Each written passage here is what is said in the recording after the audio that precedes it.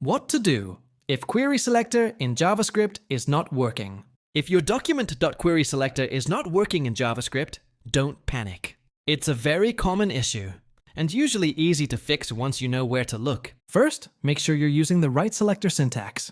If you're selecting by ID, prefix it with hast. If it's a class, use, and if it's an element tag, just write the tag name.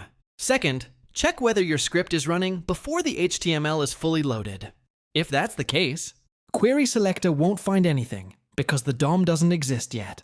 The solution is to wrap your code inside a window, onload function, or move your... Third, verify that your element actually exists. Even a small typo in the ID or class name can break the selector. Also, make sure you're not calling querySelector on a parent element.